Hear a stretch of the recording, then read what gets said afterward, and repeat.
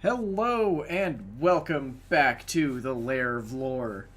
Episode Hi. number 26 we're going with? Not I think counting we're all of the lost episodes that I posted like a month ago? 26. We'll go with 26. Yeah, 26 is probably the closest we're gonna get. Screw all numbering conventions that normal human beings have ever acknowledged. Why I do we need am them? Cap. And I'm Miriam. We are here mostly to talk about the Ixalan story because we have managed to blissfully jump, skip, and ignore most of it. Largely by not recording or by recording and then losing the episodes.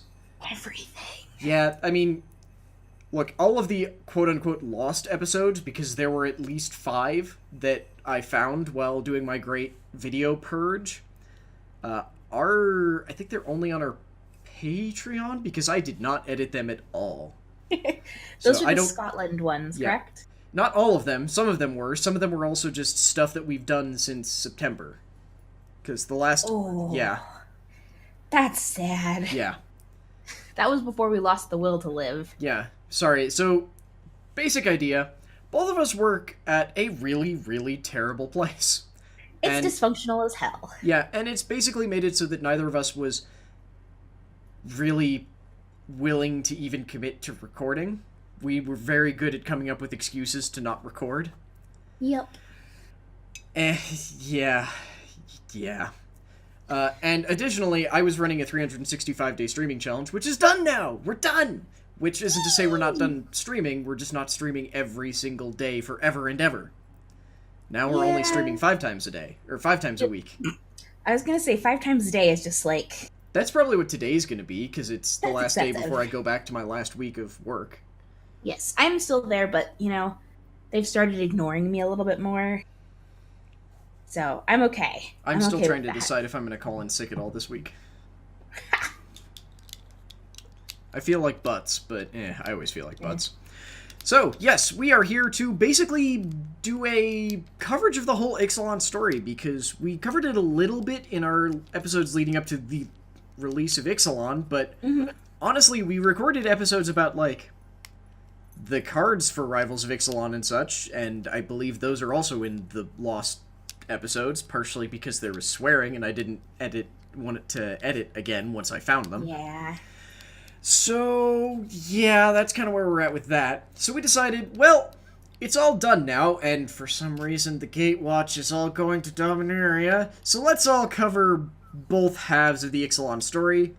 Miriam is going to be a little bit more up-to-date on the actual Ixalan story, and I will be the person with a little bit more of the background information, since pretty much all of this ties into Ravnica.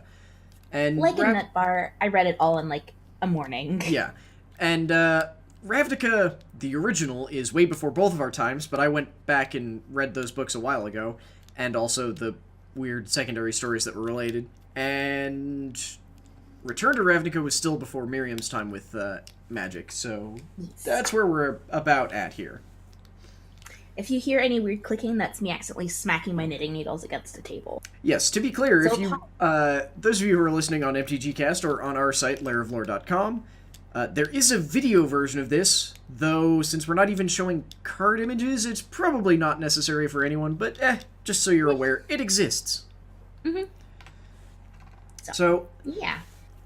basic idea for Ixalan is, hey, we broke Zendikar, so we need the new adventure plane. So how do you have an adventure plane with planeswalkers? Well, you have something that stops them from leaving. It's a one-way cat door. They're allowed in, but they can't leave. Let's stick you in a fishbowl and put a lid on it. Now figure out how to break out. Pretty much. And I think their response was basically, we'll break the fishbowl. Pretty much. Actually, that is almost exactly what they did to get Yeah. out.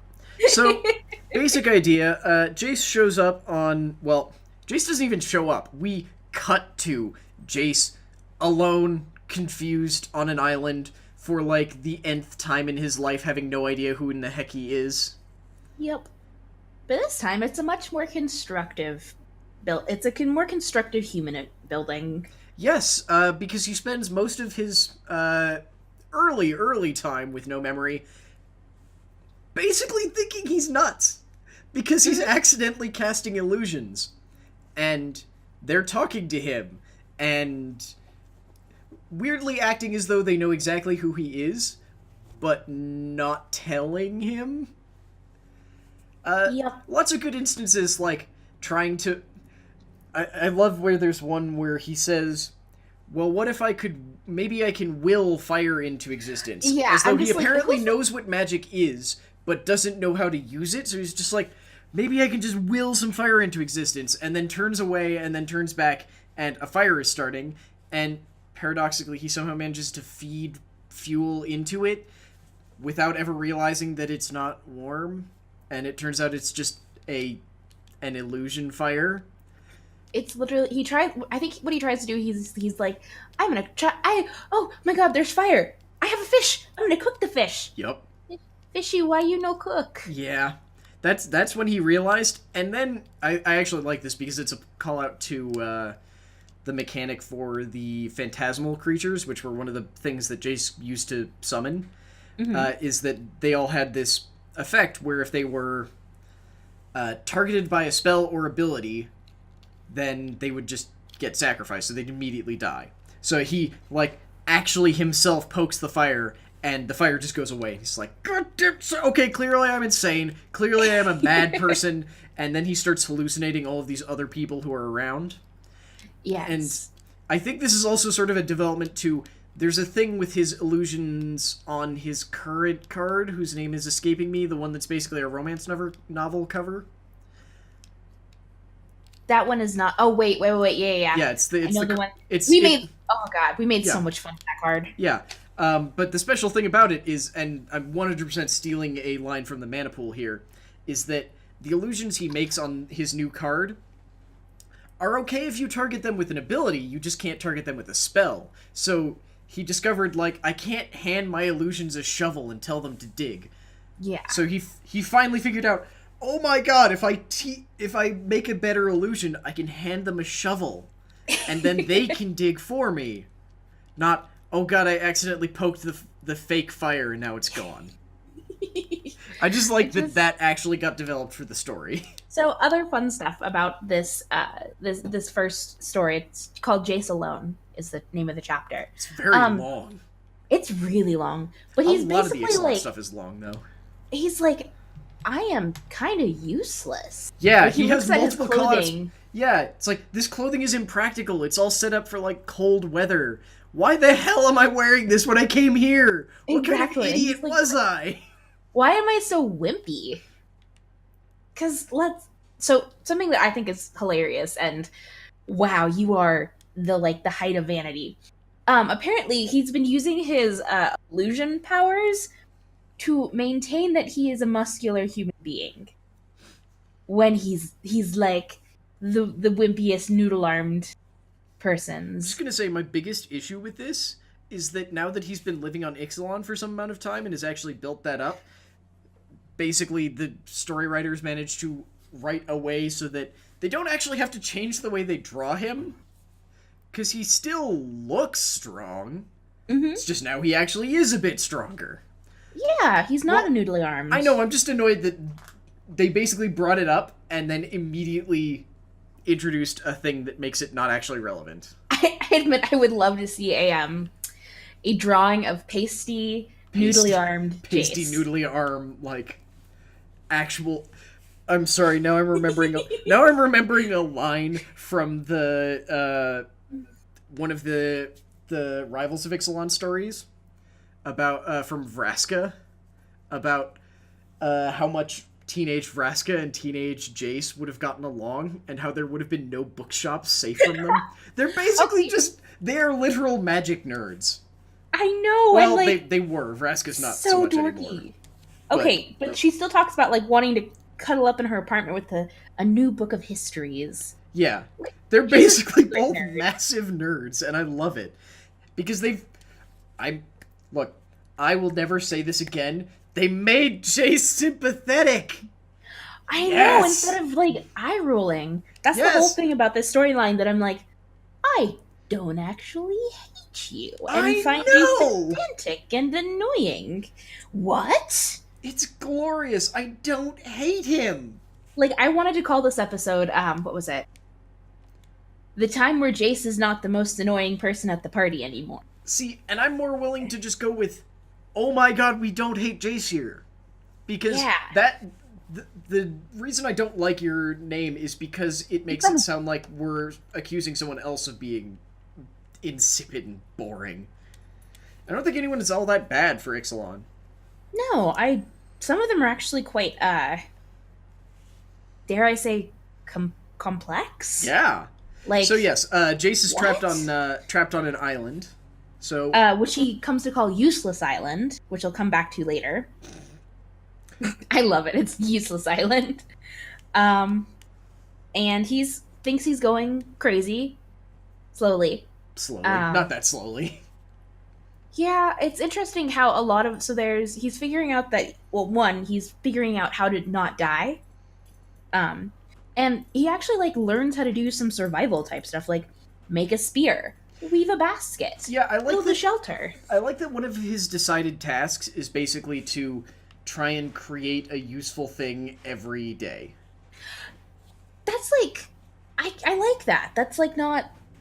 Instead of moping like old Jace would have done about, like, oh, why? Why can I not get off this island? He's like, okay, I'm here. Might as well, like, survive and figure out who I am. Yeah. I'm like... I mean, he doesn't even... I believe the way he actually describes it is committing to his madness. Mm-hmm. Just like, no, maybe this entire island is a madness-based illusion, so I'll just act as though I am a sole survivor living on an island and doing what I think someone in that situation would do. Like, that's probably not the healthiest idea, but it worked. You know, it's like, it's better than moping and being super crazy depressed all the time. Exactly. So let's see. I currently have it open and I'm scrolling to see if there's any other points that, like, I need to make. There's a lot of, oh god, illusions. Did I once have friends? I don't remember. Does he even make it off the island in the first one? Or is it... The first one is basically just, I live here now. It's 3/4 of the way through. Okay. He tries to get off the island. So he builds a raft. Ford makes sure, like, he builds a raft, he makes a big old stack of supplies. That's actually after his interaction with the Liliana illusion, where she's her standard snarky rage queen self. Yeah. Yeah.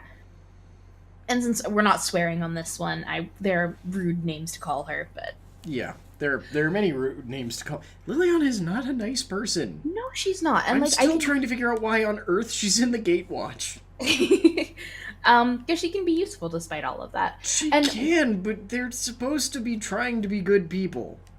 And the thing is, I can appreciate her, like, queen witch sensibilities and, like, take no prisoners, I'm in charge, y'all, kind of stuff. She's not very nice, and she really uses. Yes, she is definitely actively using a lot of people in not kind ways. Yeah, kind of abusive. Just a bit. Just a little bit. Okay, so let's see. He gets off the island. Day 1, pretty great. Day 2, awesome. Day 3, oh god. Days 3 and 4. What happens when you're in a little tiny boat in the middle of an ocean? You slowly go mad. Well, there's that in storms. Oh, big old storms and islands. So his raft gets destroyed. He ends up on Bird Island, a island where... oh god, the sentence is the most ridiculous. The white excrement on the rocky island was glistening in the moonlight. It was almost beautiful. Almost. I assume that's because, oh my god, I found land. Yeah. And he gets to Bird Poop Island, and is, like, sleeping there, and just doesn't move. So he's on the island, he's like, okay, well, I should have stayed where I was before, but you know what, let's get up, let's try this again, let's do this, let's repeat the Jace, let's repeat Useless Island, day 1 of make myself a home. There's a lot of, like, oh, I remember more things. And he's like, it's on this island where he first inadvertently tries to planeswalk. He did and that then on the gets first back. island, too. Let's see. That was, like, one of the first things he did. Yeah. Was He tries on- it again on Bird Poop Island. Did he do it on, like, more on purpose, though? Yeah, actually. Oh, okay, yeah. It's when he's starting to remember, like, little memories about himself where he's like, the line, let's see.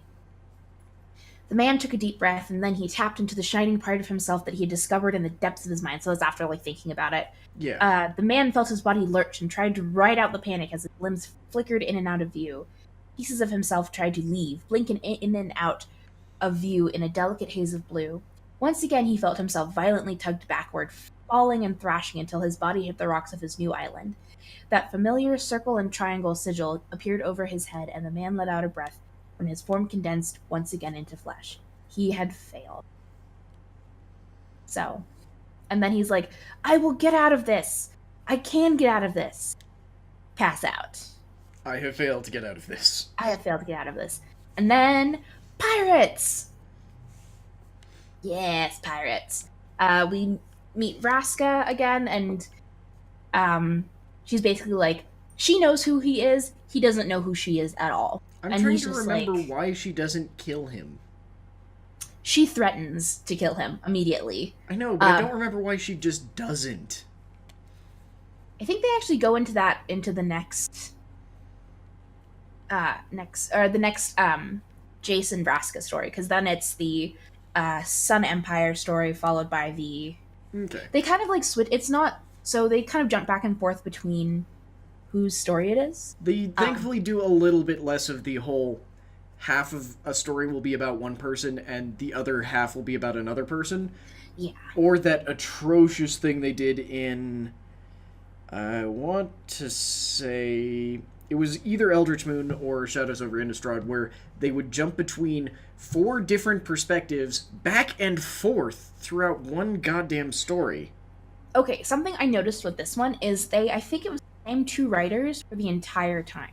Yes, So I instead believe of having it was. like 4 or 5 different people writing a story each, it was 2 people writing the stories, and I think it's a nice level of continuity that we didn't have in I some believe of the most of it articles also past. had to get referred back to the R&D story team, I want to say?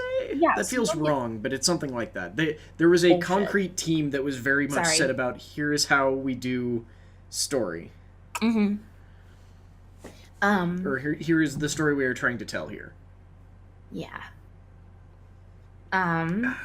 So back to this. Okay, basically she's like, my ship needs a new figurehead, Valerian. Tell me who you're working for and your death will be a painless one. He's just like, is that my What? name? My name? Name? What is name? And basically he's covered in salt, bird poop, and just he locks eyes on Vraska and he's like, oh jam. You know my name. Yay. You know, well, also there's like, he locked eyes with a regal woman he could only assume of the ship. She was remarkable. Awesome, badass, Vraska art. And then, describes how, like, he's like, in awe of her. And then she's like, dude, what the hell happened to you? My brain is gone. Because he obviously looks like death. Yes, and for once disgusting. she's finally seeing him not pretending to be bulked up. Yes, and yeah. I still He's not love being that. like, I am Jace, so therefore I am. Amazing. Yeah, he's like cat dragged in kind of thing. Which I'm alright. I'm okay with. So, yeah, Sorry, I'm being circled by animals for some reason. Not actually sure why. that's okay. So lots of fun critters Yeah. hanging out. I must meet Cal. And Yes. He was briefly Have on camera and then he disappeared again. Yeah, and he sounds like a good boy, except is. for the first thing. Except for going to eat butter, yes. Yeah. If you want more of the story about that, there isn't much more, don't worry. You can find that on the extra bits, which is stuff that we've got on Patreon. It's the stuff before and after our podcasts and our D&D shows, where you can hear us swear and get angry and talk about really off-topic crap. Mm-hmm. Yeah, it's Mostly good. angry, though I'm trying to stop A doing lot that. of It's like, okay, breathe, Yeah. breathe. The rage is not going to help anything, Nope. even though it makes me feel better because I can draw on the rage. He knows that I'm not Um, talking, so now he's trying to make noise in the background. okay. All right. So that is where the first story ends, and it's like, dude, what the hell happened? You look like death. Um, and then we flash over to the first story about the Sun Empire. My favorite place ever. See, I know that you were like totally into the dinosaurs and the Sun Empire, but like all the stories with the pirates made me want to be a pirate. I will agree that I think that They have a great dynamic. the pirates dynamic is amazing, and I think a lot of them got really well fleshed out. I just like dinosaurs. It is a significant weakness of mine. I love dinosaurs. I can't help it. Okay. I'm not judging you. I happen to like dinosaurs as well. In fact, for Christmas, I got a set of T-Rex salt and pepper shakers from my boyfriend, who knows I am literally a child at heart. I mean, I know that you're not being hurtful. I'm just trying to be clear here that I love dinosaurs. Yeah. And that's not a thing that I can like stop or have any desire to stop. No, not at all. Actually, I was considering making a pirate T-Rex. Because... I know he's just being loud on purpose. Aw, he feels at home then. Yes. He's also What just a good trying little to... boy. Okay, maybe not good, but silly and fun little boy. Yes, he tries. I like animals, and I'm just like, yay! I love animals, which is why we ended up with a cat. Yeah, this was they were at brunch with me, and we were like, oh, look at all these cats, and... I think this should be a thing that we cover in the extra bits. Yeah, this is extra bits story time.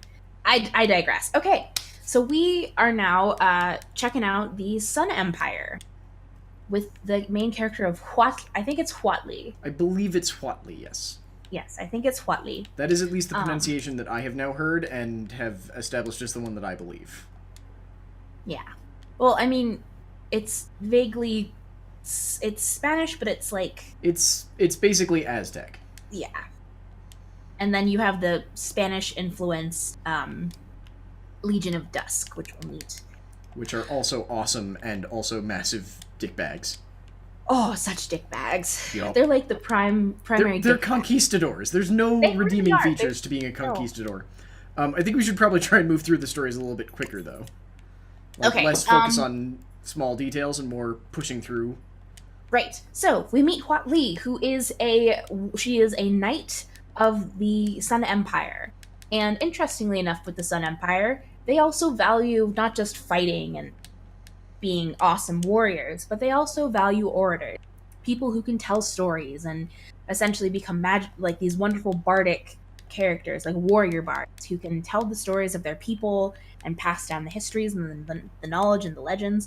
And Huatli is basically like top of the line, runner up, totally going to be like the new warrior poet, which is like the role that you want to get to. Yeah.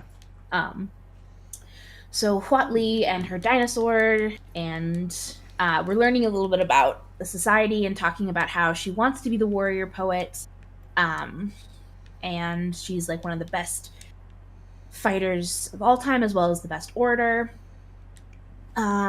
So the first chunk of this is kind of learning about Huatli, a little bit about the Sun Empire, and then she goes to meet with the Emperor, who is the person who is, he's the Emperor. So she goes to meet the Emperor, and she gets to, she gives a giant poem speech. I'm scrolling. Yeah. And then we hear first about the Brazen Coalition, which is pirates, and the Legion of Dusk are basically, in their mind, they're the oppressing forces for the Sun Empire. Yeah, basically everyone seems to have decided that everyone else wants them dead. Pretty much. Though, I don't think any of them have ever actually said specifically, like, yeah, no, we want to get rid of everyone else. Pretty much. Everyone just sort of has assumed that the fact that other people have formed organizations mean they want to get rid of all the others. Which I will never understand. The thing is, I don't think the Brazen Coalition would really do that, but totally the I mean, yes, the Legion of Dusk just wants everything, but They're conquerors. It kind of happens. but like the River Heralds have just decided that everyone wants to kill all River Heralds. Everyone is bad. Yeah, it's like, where are you getting this decision from? Pretty much. So scroll. So we learn about that. Jumps to a month later.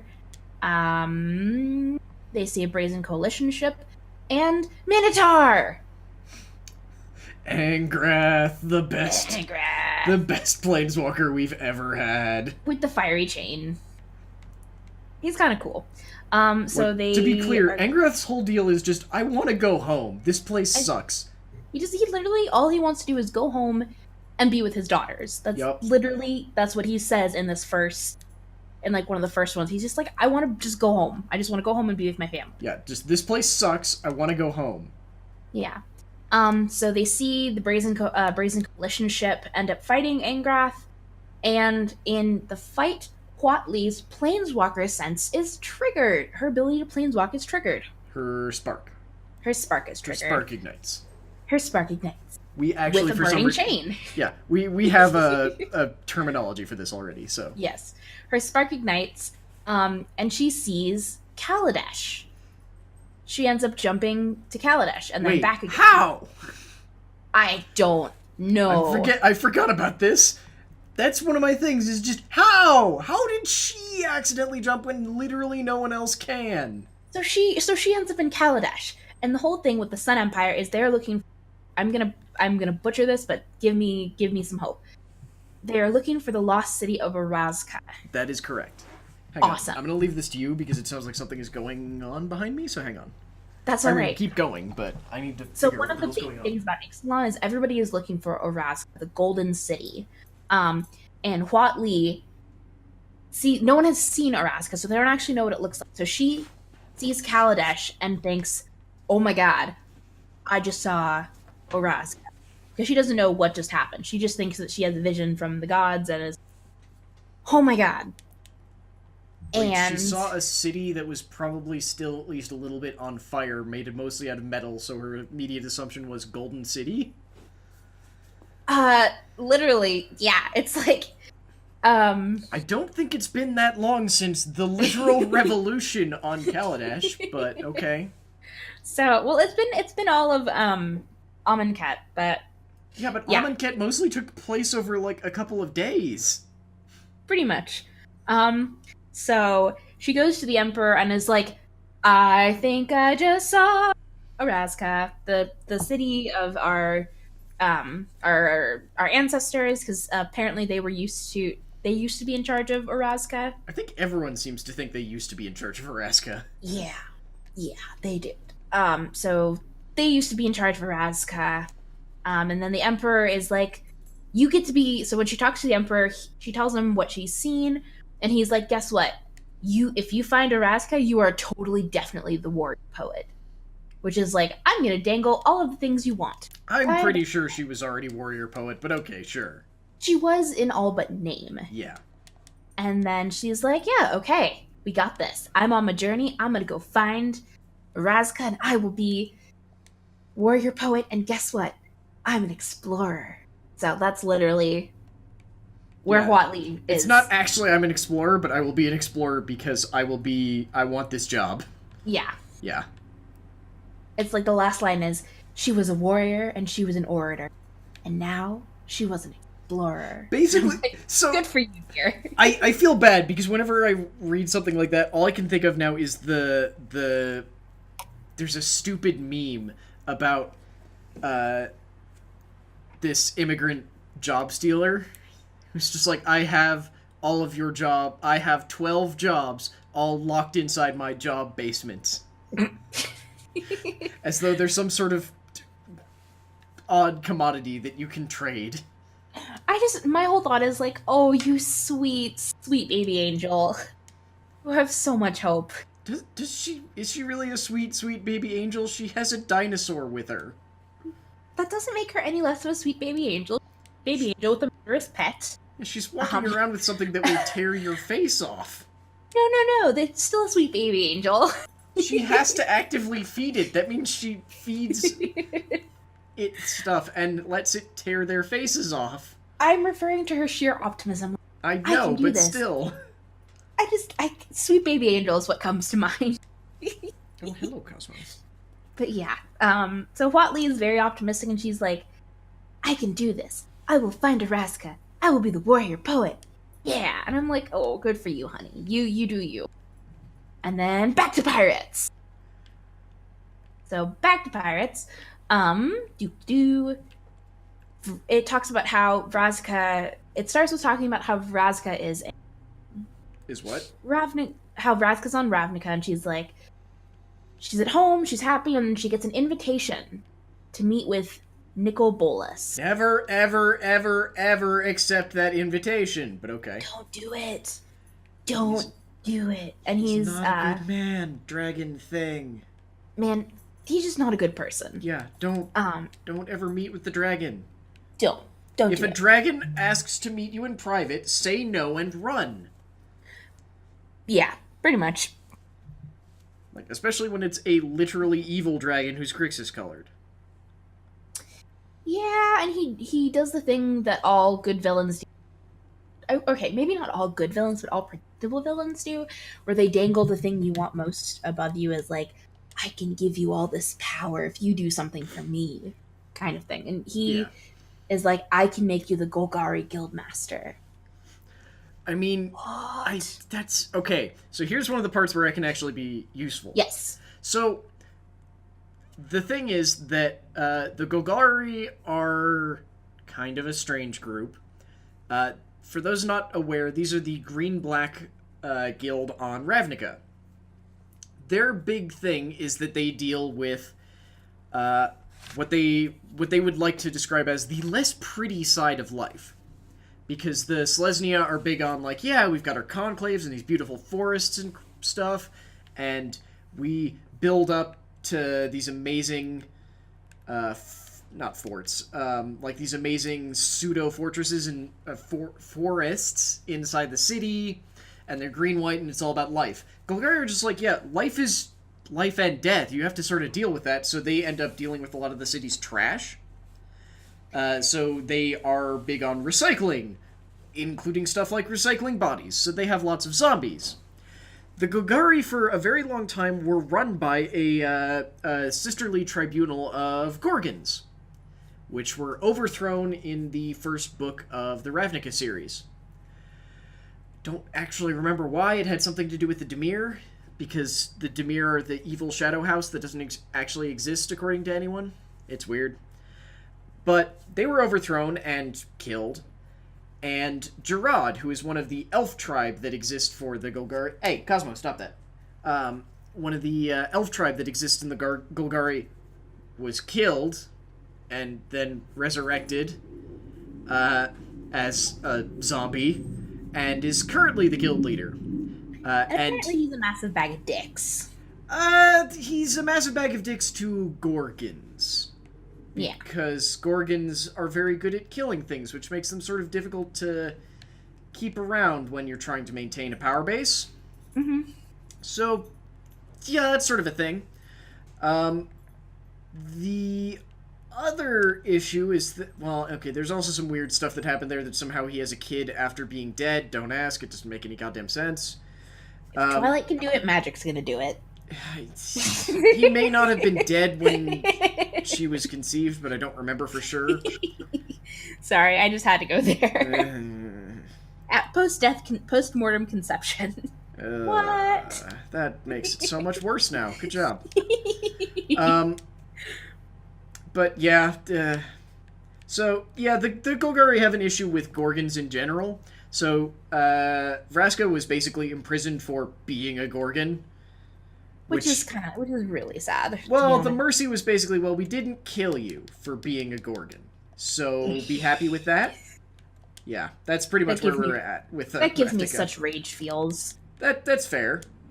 That's fair.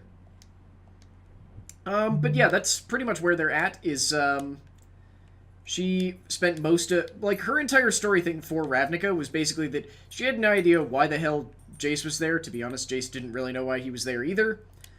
But he wanted to... What's it called? Or he ended up being the Living Guild Pact, so she ended up fighting with him because she saw him as a force that was trying to keep Gorgons down and all the other oppressed members of the Golgari. It's basically like this picture the slums and the least desirable of the entire city and stick them underground. Yeah, pretty much. Which is really depressing. Well, they also have literal rot farms. Yeah. And they also turn any... So there's a thing with Ravnica where if you die, and even if you have specific instructions for your body, they probably won't be followed, because almost always your corpse will go to the Golgari, and your spirit will go to the Orzhov, because you usually owe a debt to the Orzhov, because freaking everyone owes a debt to the Orzhov. Yep. So yeah, Sorry, I'm done. No, I was gonna say Vraska, awesome assassin, like secret nerd, minor revolutionary kind of. I feel like she's got almost like this, like, I want to fix things, but I can't fix things. She tries.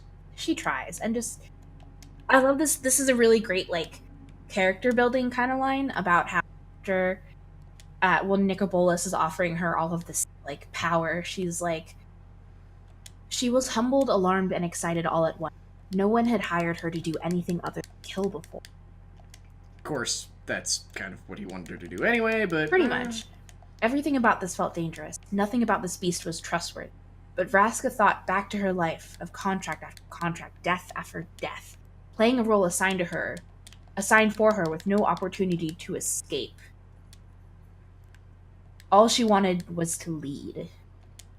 Yeah, so I'm just like, oh, I kind of like you. I feel something for you. See, I liked Vraska originally because she was really sweet and just didn't get to actually do anything in the story.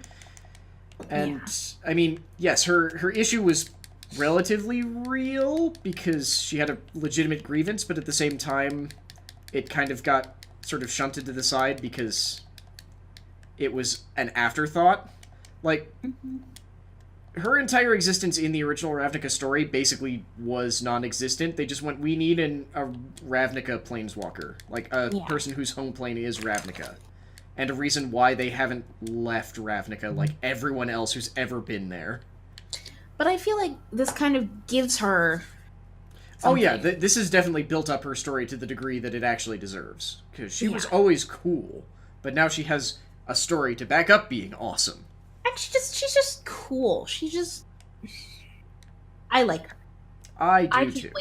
I'm looking forward to seeing, and to be fair, like, which you kind of find out over the course of the Ixalan storyline, she treats Jace a lot better than he deserves. She also treats Jace a lot better than a lot of other people treat Jace. Exactly. And I'm just like, you're so good, girl. I like you. Honestly, I think one of the things to point out is that Jace is this classic idea of, actually, it's not that classic. It's a thing that for some reason a lot of people don't seem to see an issue with, which is, like, I was bullied as a kid, so that gives me the right to bully. It's like, no, it goddamn doesn't. It means you should know better. And that's the issue, is that Jace has spent a lot of his life basically being continuously bullied, and in response does kind of the same thing to everyone else. Yeah. It's like, you should use that opportunity to be kinder to others, to listen, to use the power you've been given responsibly. I mean, I don't want to get too deep in this because it's an active issue with a lot of nerd communities, because we're really bad at that. Exactly. But still. Yeah, so... oh, God. And now Miriam is choking and dying. Good. This is where we're at in life now. Oh, God. That was awful. No dying. Trying not to. Anyways, story time. So, Vraska gets her assignment from Nicobolus. He gives her the thaumatic. I think it's is it the thaumatic or the thaumaturgic? I think it's the thaumatic. I think it's thaumatic, but honestly, it's gonna be a weird one. Yeah. I scrolled up and I found it.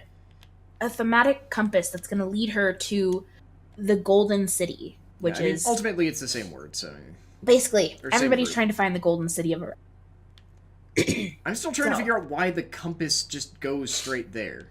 They actually talk about that. Oh, okay. Jace figures that's one of the things that Jace does for Vraska.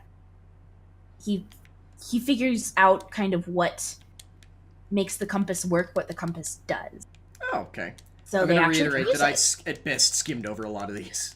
Where I, like, in-depth read it, and I'm like, okay, I love this. I want to know more. Jace is not terrible. Yay! But anyways. So, in this story, God, we're only on chapter 3. Yeah, we need to go through much faster. Yes. So we meet Vraska's crew, and kind of see a little bit how she's doing as a leader. Pretty awesome. Learn about her ship, her crew. She's got a really healthy relationship as a leader. Her crew actually really like her. Talk about the yada yada yada. Talk about the crew, which I have to really like. And it's essentially finding Jace from her perspective. Kind of her internal struggle with, like, what is he doing here? The, like, fear and panic. Basically, it's like you see someone who is terrifying to you, and you just, like, it's your massive fight or flight reflex just kicks in. Yeah. Like, this is literally the one thing that could stop me from becoming the guild master. Is and fixing literally things. The living guild pack just showed up. Exactly. And she's just like, I need to figure out who you are. What are you doing here? What are you doing here? Who are you, like, who sent you? Why are you working? Yeah. Basically all of that. And she's just like, she's fair. Like, she is, like, super fair. That's the one thing that, like, strikes me. She's actually, like, gives him a chance to explain what's happening. And when he's like, I don't know a thing. Who are you? Like, literally, this line is, like, a good description of it. Vraska couldn't believe this. Why the hell was he so chipper? Where was the pasty, moody guild pact she knew and loathed? Yep. To be fair, he's barely the guild pact. He hasn't done his freaking job in however long he's been away from Ravnica. It's been a while. Yeah. He accidentally reads her mind in Jace fashion, and he's like, oh god, I'm so sorry. Wait, like, oh, yeah. Yeah. Like, the fact that he apologized is not something that Jace has done in the past. Yeah. Because he didn't, mean to, like, he reads what's he kind of, like, in the stupid Jace thing that he can do where he reads people's minds, he saw some of the stuff that's happened to her in the past where she's been beaten, locked away, and he's like, oh god, I'm sorry, that should never have happened to you. And because, like, he doesn't remember anything. Yeah. And then they have this whole talk about, like, who you are is not who you were. And then she's like, you know what? He's helpless. He's basically a sad, stupid puppy. Yeah. He's a sad, stupid puppy with a really big amount of curiosity. And yeah, so basically he proves useful. They end up fighting their first Legion of Dusk group. Vampires on the Legion of Dusk. Yada, yada, yada. Big old pirate battle, which is awesome. Jace proves they're super, super useful. The pirates are awesome. You hear a little bit about the Legion of Dusk and their Saint Alenda. She was the original vampire, right? Yes. Okay. She's the original vampire. And she comes back later in the story, which is kind of cool. Basically, Jace makes a really good pirate. Yeah. Surprisingly. He makes a really good pirate. And even though, and Vraska's like, I kind of enjoy your presence, even though you're kind of you've been a bag of dicks in the past. Massive bag of dicks. Massive bag of dicks, but you're being helpful and useful? Okay, we'll keep you around. For now. Okay. Chapter 4. River Herald. It's actually called The Shapers, but literally you're talking about the River Herald, because they shape the river. Shapers, and they're actually what they refer to their magic users as, right? Yeah. Okay. There are 9 of us Shapers who lead the 9 great tribes, and they're named after the river. Basically, they So this is the part that was kind of weird to me. Um, I was called, so this is one of the characters talking. I was called something else not so long ago when I was but another shaman swimming these rivers. But the river Kapala chose me, as it chose Kapala before me, so I am Kapala and Kapala is me. I guess they sort of take on... Yeah, they take on the name the of river whatever river chooses they're them and representing. Yeah. But it's almost like the river chooses them. Yeah, I don't So know very, how, like, but elemental, apparently. like, very much river elemental, like, magic kind of stuff. Yeah. And they are essentially the Tishana, who is the oldest of the 9 tributaries, is kind of the protector of the knowledge of Araska. Yeah, And it's weird. it's really weird.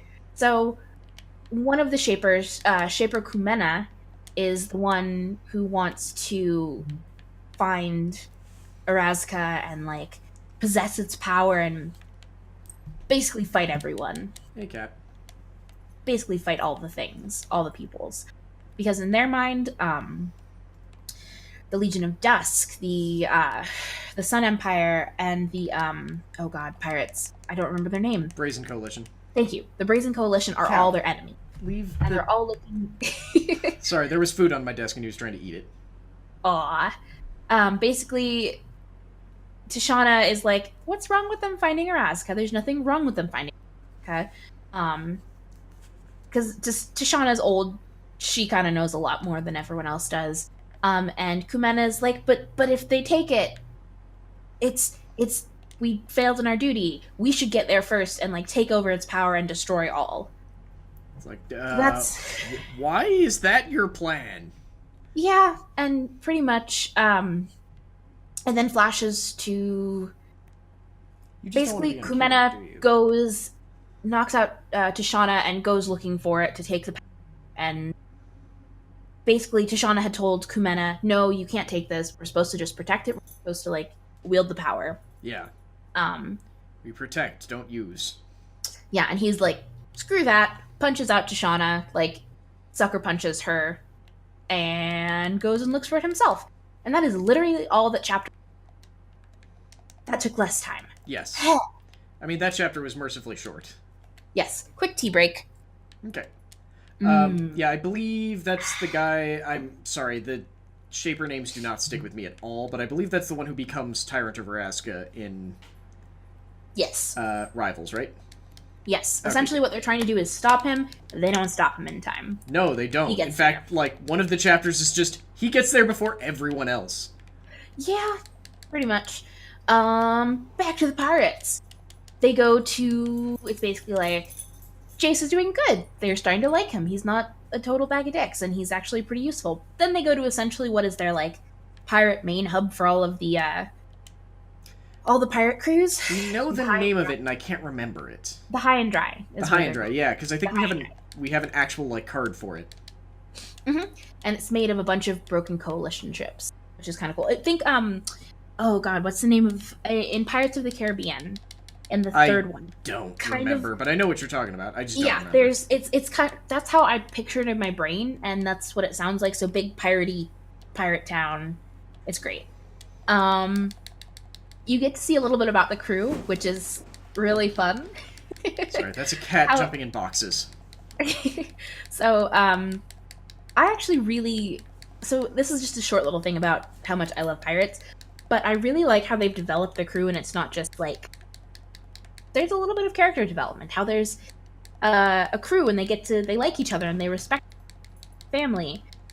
And they have a goblin named Breeches, who's, like, standard goblin ridiculousness, which always makes me laugh. Well, we don't have enough standard goblin ridiculousness, clearly. Yeah. Okay, so most of the crew goes off in parties after they're destroying the Legion of Dusk ship.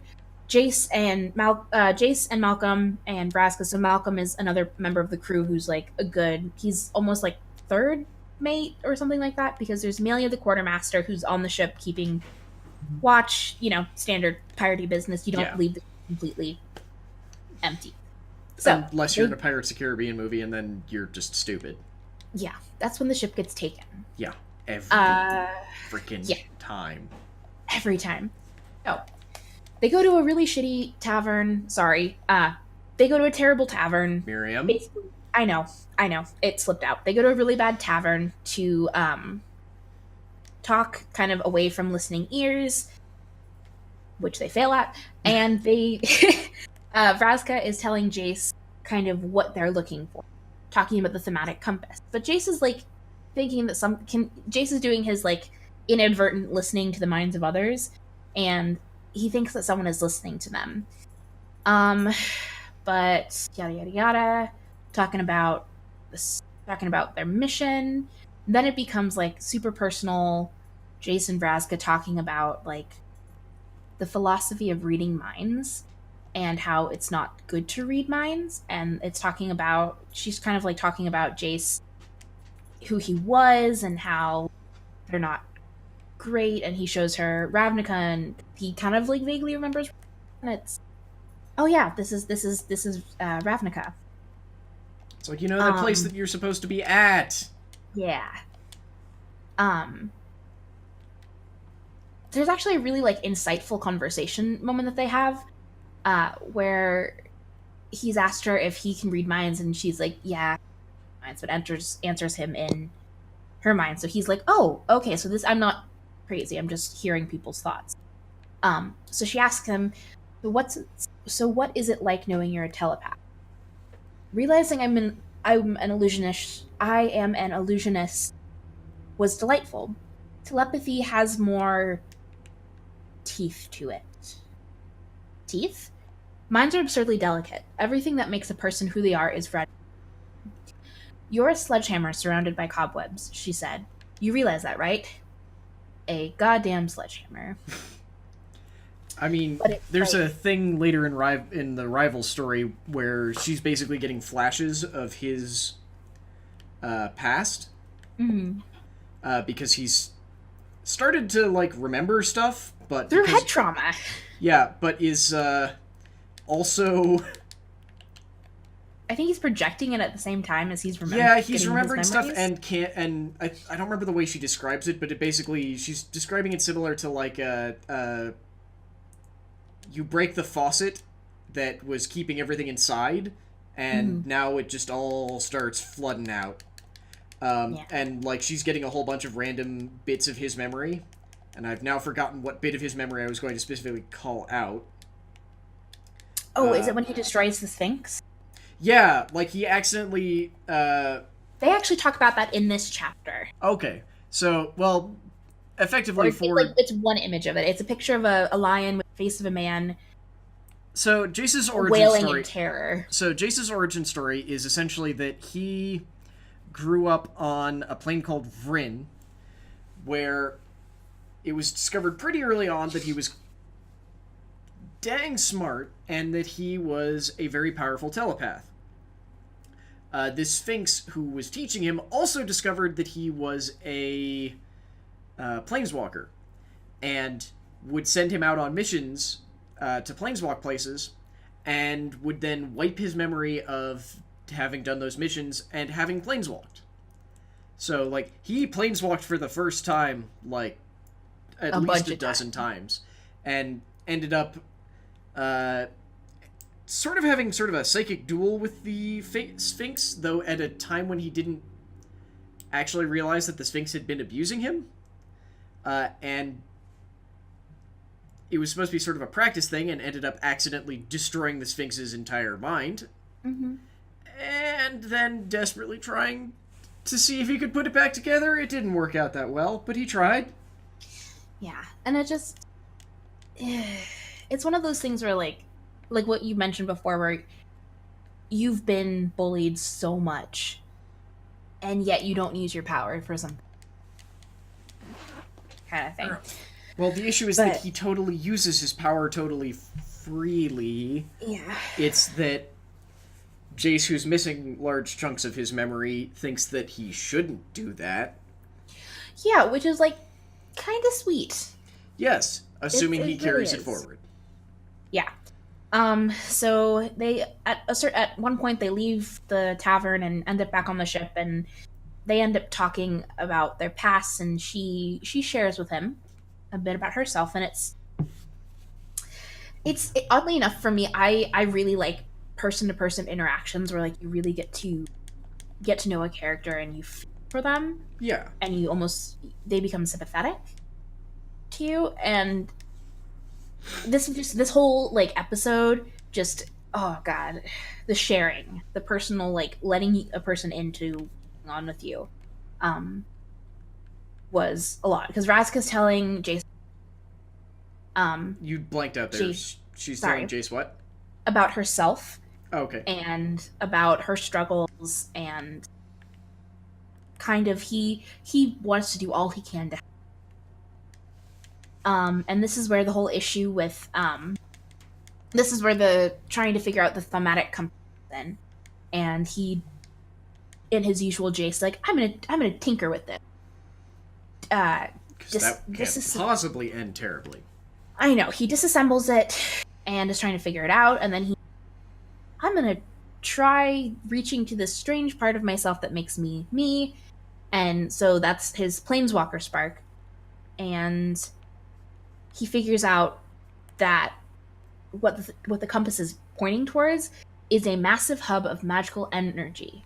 And it's like the true north is this hub of magical energy for the compass. So basically, it's literally just a compass that goes, where's the biggest source of magic?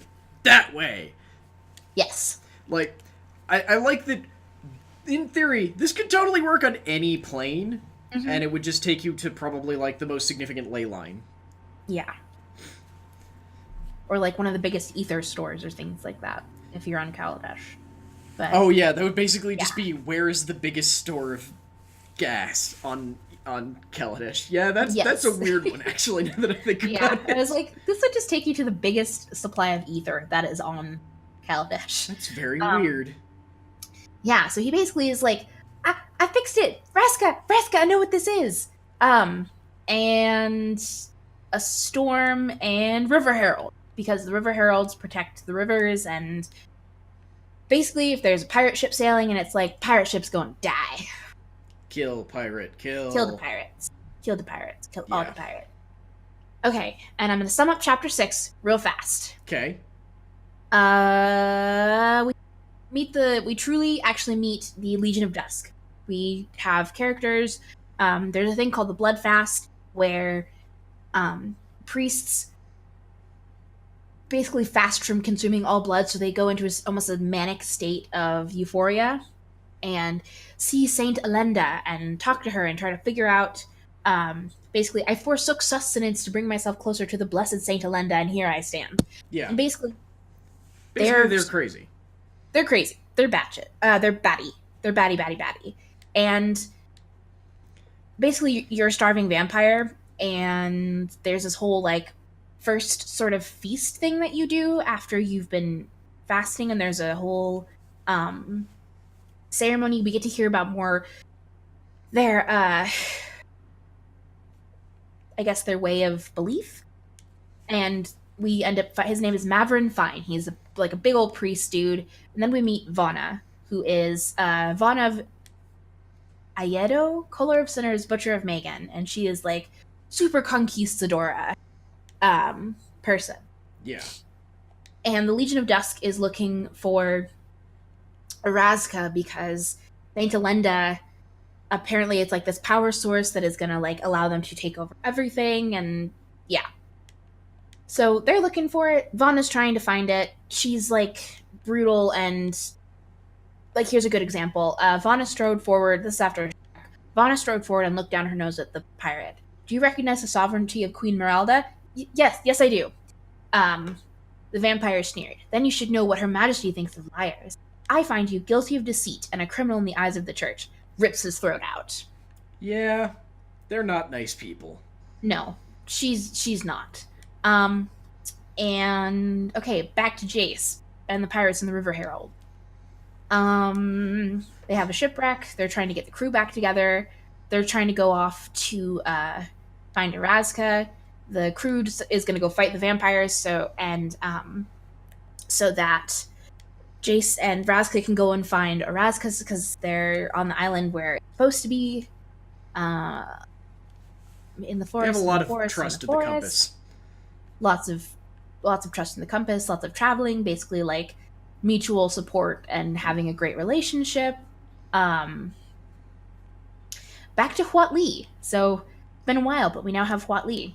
Huat Li is going to team up with Tishana eventually, because she finds Tishana after she got sucker punched by what's his face that starts with a K. I had it, now I've lost it. I lost it. I'm gonna go find it. I know the other one is Kumena, but I can't remember the like massive fart bag's name. Oh, I thought it was Kumena. It might be. I'm thinking of the other one. I mean, he's the tyrant of Araska, so I think so. It's Kumena. After Kumena sucker punched her, Huat Li and Tishana come to, I guess, an agreement where it would be bad if Kumena, I guess what the phrase is, Kumena means to unbalance radical dependencies. So, That's a phrase that makes no sense, but okay, sure. Yeah, basically they're very like, the balance of the world, with a little bit more like fighting is kind of the elementals. Yeah. So Huat Li, because she's like, I saw a golden city. Tishana's like, you saw a golden city. Fine, whatever. I think I saw Razka, and so Tishana agrees to lead her to it. Yeah. It's very grudging. It's not very like, I'm gonna totally lead you to it. It's like, fine, whatever. We see a little bit about Tishana's power, basically making her own wild growth walker as her like steed. Yeah. Pretty much. I don't have a better way to describe it than that. Yeah, it's a steed. She's using it as a steed, and okay, they're off to go find Razka, but they need the compass. So they're off to go try to get the compass from Razka and Jace. Yeah. Okay, chapter 7. Wait, is this The still race. original? This is original Ravnica. This is not Ravnica, original... Ixalan. Yeah. This is the last chapter. Okay, I think we're probably going to end off with the end of Ixalan, and then we might just have to do Rivals as a second episode. Let's just do it as a second episode, because holy goodness gracious, I am like super summoning. Summarizing? Thank you. Yeah. Super summarizing all of this. Okay. So. Last one. Okay. Which is literally just run up the stairs, run. Basically, Razka and Jace in a boat going up river, find a Razka is literally what they're trying to do. Okay. Sail faster. Sail for your lives. It's like them being super sweet and adorable and like, aw, friendship. Dinosaurs.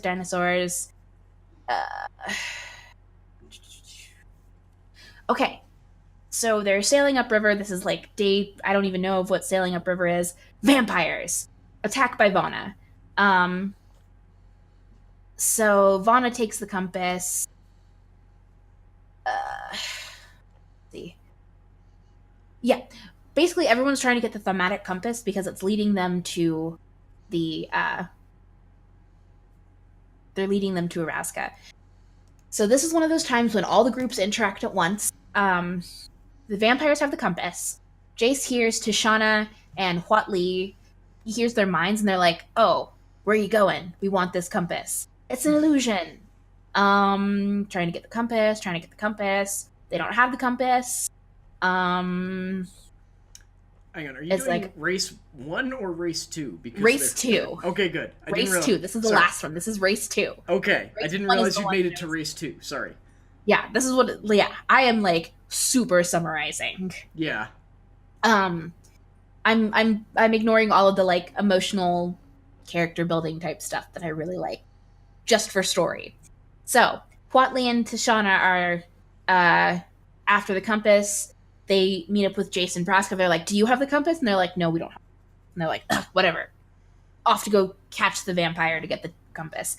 Jace and Braska are now off after the vampire with the compass. Lots of images of the Ixalan. Okay, so Huatli and Tashana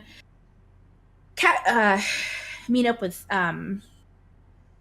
Vana, and now they're fighting, and they oh, dinosaur trying to eat the vampire. Great. I love this. You'll like this.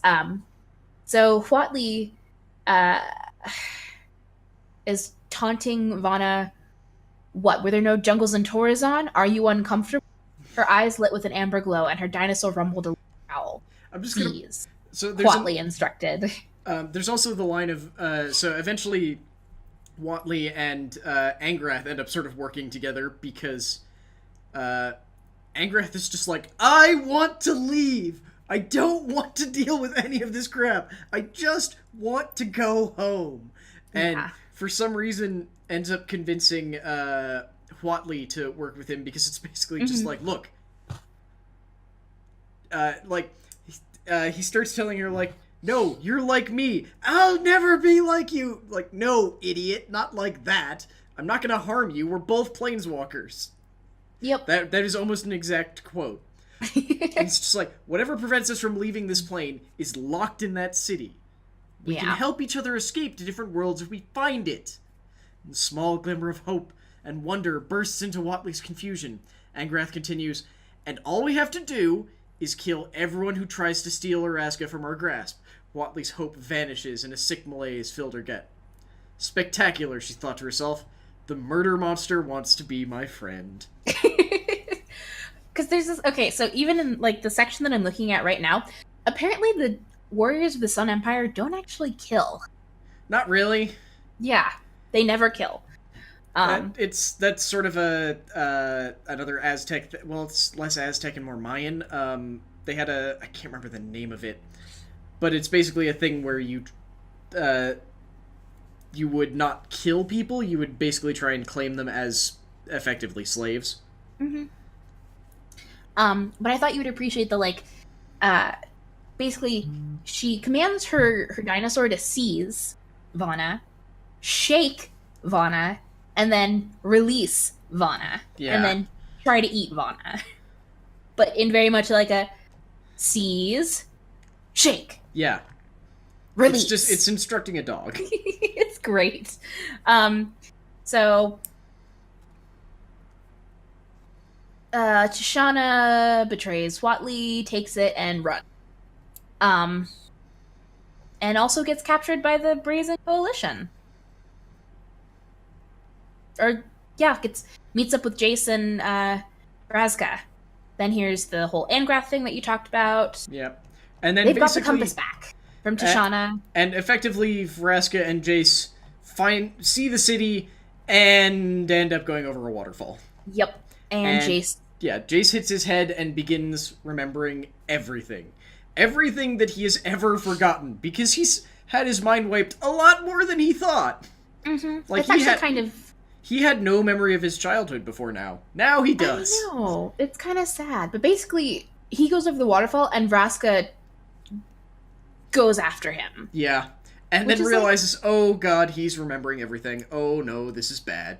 And because he's, like, not shielding at all, he's manifesting everything. Yeah, this is the point where the next one picks up with rivals, but basically this is the point where it's that thing where someone broke the fire hydrant, so water just starts exploding outwards. This is the card Flood of Recollection is literally what's happening. Yeah. Actually, the flavor text sums it up really well. Jace tumbled down the waterfall, plunged deep into his past. That's literally what's happening, is everything, all at once. But I think we are going to end off there. So thank you very much for joining us for, we're calling it 26 of the Lair of Lore. We will be back next week talking about the Rivals of Ixalan Story, and probably a little bit of how we're going to be heading, somehow, over to Dominaria with the Gate Watch, but we'll get there when we get there. Yes. So, if you like what you heard, you can follow the rest of the stuff we do over at lairoflore.com. You can see our Twitch streams every Monday, Wednesday, Thursday, Friday, and Saturday, along with potential bonus streams on Tuesdays and Sundays. Most of our streams will run sometime around 6:30 p.m. Mountain Time until we're done, though some streams may run longer or start earlier, just a warning. You can see the full schedule for our planned streams at lairoflore.com/streams. If you like what we do, you can choose to support us over on Patreon. That's patreon.com/lairoflore. Are you noticing a theme yet? You can get access to stuff like the extra bits, which is the before and after, where we swear a lot more. I'm not going to censor this episode, but to be clear, none of those words should have been said. I just don't want to have to edit them all. Yeah, I owe the swear jar a lot of money every. Yeah. So, you can also get access to Patreon-only D&D series, and if you choose to... I can't remember what I named any of these tiers, so I need to go check them really quick, because I feel bad about not remembering.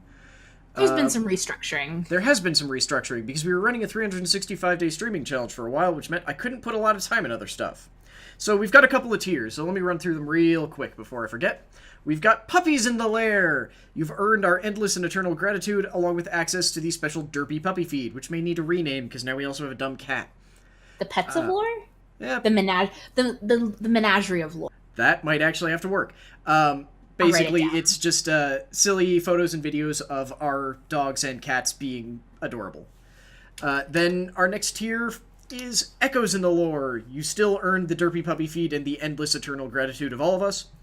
You'll also begin receiving all content that we produce 24 to 48 hours early, as well as access to like the extra bits and After Souls, which is the stuff after our D&D campaigns.